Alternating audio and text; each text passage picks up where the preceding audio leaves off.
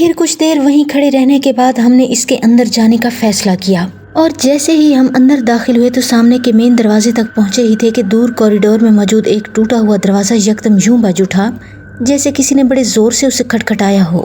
رات کے اس بھیانک ماحول میں ایک خوفناک اور آسیبی عمارت میں اچانک یوں ایک زوردار آواز کا گونجنا کسی ایٹم بم سے کم نہ تھا۔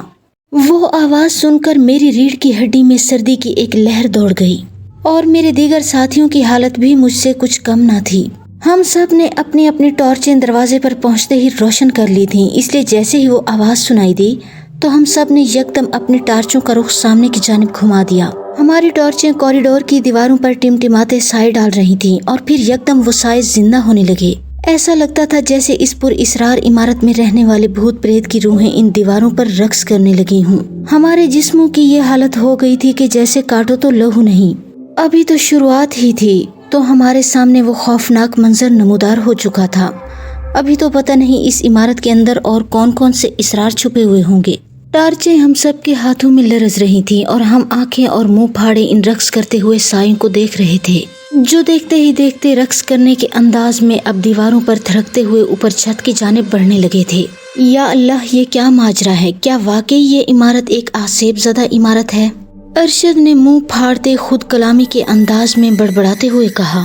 اس کی آنکھیں واقعی حیرت سے پھٹ کر ان کی کنپٹیوں تک جا پہنچی تھیں۔ میرا تو مشورہ ہے کہ فوراً یہاں سے بھاگ چلو، ورنہ ہم سب کی لاشیں یہیں پڑی گل سڑ جائیں گی، اور ہمارے گھر والوں کو قیامت تک ہمارا پتہ نہیں چل پائے گا۔ یاسر نے خوفزدہ لہجے میں انہیں مخاطب کرتے ہوئے کہا۔ نہیں دوست، اب تو اس کے اسرار دیکھ کر ہی واپس جائیں گے، چاہے کچھ بھی ہو جائے۔ کم از کم میں تو بالکل واپس نہیں جانا چاہتا، ارشد نے اس کی جانب غصے سے دیکھتے ہوئے کہا۔ اس دوران راہیلہ اور سلونی بالکل خاموش تھیں۔ شاید ان پر بھی اس خوفناک ماحول کا اثر ہو چکا تھا، یا شاید وہ مصلحتاً خاموش تھیں۔ سائے دیواروں سے لہراتے ہوئے یکدم کوریڈور کی چھت میں تحلیل ہو گئے، اور پھر یکدم وہاں سے بہت سے جھینگروں کے ٹٹرانے کی آوازیں گونجنے لگیں۔ ایک دل دہلا دینے والی خاموشی طاری تھی، اور ایسے میں جھینگروں نے الگ شور مچا کر ماحول کو اور بھی بھیانک بنا دیا تھا۔ اب کیا ساری عمر اسی طرح اسی جگہ کھڑے رہنے کا ارادہ ہے؟ سلونی کے منہ سے آواز نکلی۔ وہ سب چونک کر اس کی جانب یوں دیکھنے لگے جیسے اس نے کوئی انہونی بات کہہ دی ہو۔ ٹھیک کہا تم نے، اب ہمیں مزید یہاں رکنے کی بجائے اندر چل کر دیکھنا چاہیے، راہیلہ نے لقمہ دیا۔ ان دونوں کی باتیں سن کر وہ سب آہستہ آہستہ قدموں سے عمارت کے اندرونی حصے کی جانب بڑھنے لگے۔ کوریڈور کے آخر میں اسی ٹوٹے ہوئے دروازے کے قریب پہنچ کر وہ رک گئے۔ دائیں جانب ایک بڑا سا ہال دکھائی دے رہا تھا جو اندر سے بالکل خالی تھا۔ شاید اس کے اندر موجود سامان یا تو مالکان لے گئے تھے یا کوئی یہاں سے چرا کر لے گیا تھا۔ بہرحال جو کچھ بھی تھا اس سے انہیں بالکل کوئی غرض نہ تھی۔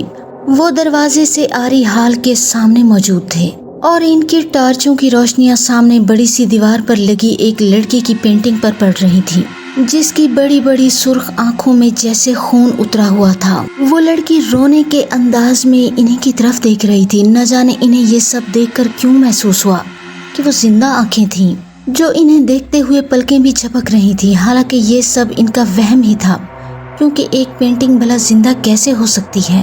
یہی سوال ان چاروں کے ذہنوں میں بھی گونج رہا تھا۔ ابھی وہ کھڑے اس کی جانب دیکھ ہی رہے تھے کہ اچانک ان کی ٹارچوں کی روشنی میں اس لڑکی کی آنکھوں سے تازہ لہو نکل کر اس کے چہرے پر پھیلنے لگا۔ اف خدایا، وہ منظر دیکھ کر ان سب کے رونگٹے کھڑے ہو گئے۔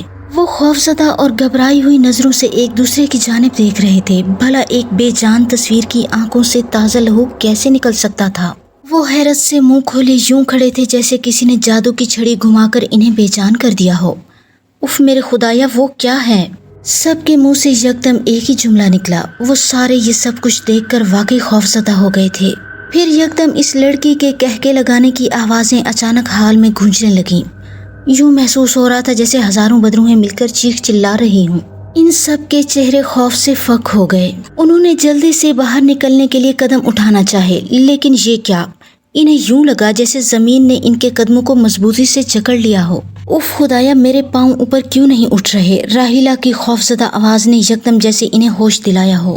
اس کی یہ بات سن کر جب سب نے فوری اپنے اپنے قدموں کو آگے بڑھانا چاہا تو ان سب کے ساتھ بھی وہی معاملہ ہوا۔ اس سے پہلے کہ وہ اپنے بچاؤ کے لیے کچھ کرتے، وہی تصویر والی لڑکی کا سر فریم سے نکل کر زندہ ہو گیا، اور اس میں خون کے دھارے نیچے زمین پر گرنے لگے۔ सर अलग होते ही इसका धड़ भी फ्रेम से निकलकर लहराता हुआ इनके सामने ऊपर नीचे होने लगा। इन सब की हालत तो यूं हो गई थी जैसे किसी ने इन सब के जिस्मों से सारा खून निचोड़ लिया हो। वो चीखना चाहते थे लेकिन जैसे किसी नादीदा कुव्वत ने इनके बोलने की कुव्वत जब्त कर ली हो। काफी कोशिशों के बाद भी वो अपने मुंह ना खोल पाए। फिर कुछ देर यही सूरत हाल रही। इसके बाद जैसे यकदम जमीन ने इन्हें आजाद कर दिया और इसके साथ ही वो सर और धड़ अचानक धुआं बनकर हवा में तहलील हो गए। ये देखकर वो यकदम पीछे की जानिब पलटे और अंधाधुंध हाल से बाहर निकलने के लिए दौड़े लगा दी। बाहर दोबारा कॉरिडोर में पहुंचकर उन्होंने अपनी सांसें बहाल की और फिर मजीद इमारत के अंदर बढ़ने की बजाय वापसी के लिए बाहर की जानिब बढ़ना चाहा। लेकिन ये इनकी खाम ख्याली थी कि वो दोबारा वापस आसानी से चले जाएंगे, क्योंकि जैसे ही वो कॉरिडोर के दाखिली दरवाजे की जानिब बढ़ने लगे तो सामने एक अजीबो गरीब हुलिया की मखलूक खड़ी दिखाई दी। गो के बाहर चांद की रोशनी फैली हुई थी, लेकिन इसके बावजूद वो मखलूक दाखिली दरवाजे में जमकर खड़ी थी और इसका चेहरा वाज़े दिखाई नहीं दे रहा था। अब नामालूम क्या इसरार था कि वो इतनी दुधिया रोशनी में भी साफ दिखाई देने की बजाय एक हेवला की सूरत में दिखाई दे रही थी। इस मखलूक को सामने देखकर इनके सांस जैसे बंद होने लगे थे। फिर कुछ ही लम्हों में उन्होंने हाल के अंदर दोबारा जाने की बजाय सामने दिखाई देने वाले एक और कमरे में घुस गए। टॉर्चें मुसलसल इनके हाथों में रोशन थीं। इस मखलूक की जानिब रोशनी फेंकने के बावजूद वो इसका चेहरा नहीं देख पाए थे। यूं लगता था जैसे इस मखलूक में कोई खास बात जरूर थी जिसकी वजह से टार्चों की रोशनी इस तक नहीं पहुंच पा रही थी। बहरहाल वो जैसे ही इसके कमरे में पहुंचे तो उन्होंने टार्चों की रोशनी की मदद से इस कमरे का जायजा लेना शुरू कर दिया। ये एक 12 बाय 14 साइज का कमरा था जो हर किस्म के घरेलू सामान से आरी था। एक नजर देखने से तो वो किसी का बेडरूम होगा, लेकिन इस वक्त तो भूतों की आमाजगाह के तौर पर इस्तेमाल होता होगा। हमने अपनी तलाश शुरू कर दी। कमरे की छत जा बजा मकड़ियों के जालों से अटी पड़ी थी और दीवारों पर मौजूद रंगो रोगन अपनी ज़ाहिरी शक्ल खो चुका था और जगह जगह से उखड़ा हुआ था। हमारे हर कदम ने एक नई वहशत का इंकशाफ किया। एक बच्चे का छोड़ा हुआ खिलौना, एक भूली हुई तस्वीर या दीवार पर लिखा हुआ एक खुफिया पैगाम। वहाँ एक खास किस्म की बदबू फैली हुई थी, जैसे किसी चीज के गलने सड़ने जैसी होती है, या ऐसा महसूस हो रहा था जैसे आसपास बहुत से चूहे मरे पड़े हों। जैसे जैसे रात ढल रही थी वैसे वैसे इस इमारत की नहुसत और निखर कर सामने आती जा रही थी। इसी कमरे के अंदर से एक तंग सा बना हुआ रास्ता दिखाई दिया। इसके अंदर क्या होगा इसका तो सबको बिल्कुल भी पता नहीं था, लेकिन इसके बावजूद एक तजस्सुस जरूर दिल में उभरने लगा कि इसके अंदर चलकर देखना चाहिए। लिहाजा हम सब इसकी जानिब बढ़ने लगे। हम इस रास्ते से दाखिल होकर जैसे ही मजीद एक और तंग कमरे में पहुंचे तो वहाँ एक आतिशदान मौजूद था, जिसमें यूं तरतीब से लकड़ियाँ रखी हुई थी जैसे अभी किसी वक्त इन्हें आग लगा दी जाएगी।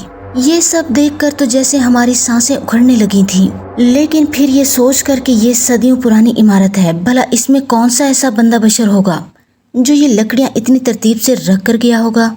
अभी हम खड़े इसी तरफ देख रहे थे कि आतिशदान में यकदम आग भड़क उठी। अचानक यूं लगा जैसे किसी ने इन लकड़ियों पर मिट्टी का तेल छिड़क कर तीली लगा दी हो।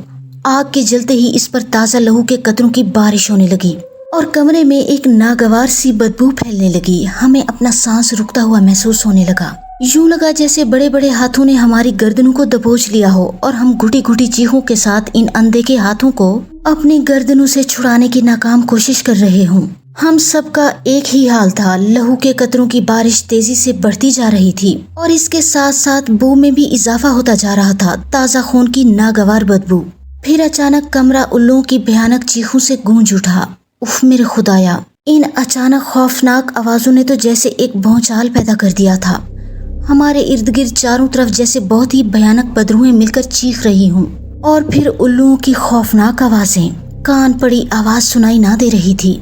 फिर जैसे तैसे करके हमने अपनी गर्दनों पर मौजूद मजबूत हाथों को किसी न किसी तरह से छुड़वाया और बड़ी तेजी से इस कमरे से बाहर की जानिब भागे। हमें अपने पीछे नस्वानी हंसी और सरगोशियों की आवाजें सुनाई देती रहीं, लेकिन हम इसकी परवाह किए बगैर तेजी से इस कमरे से बाहर निकलकर जैसे ही दोबारा कॉरिडोर में पहुंचे तो सामने का दिल दहला देने वाला मंजर देखकर हम सब के मुंह से चीखें निकल गईं।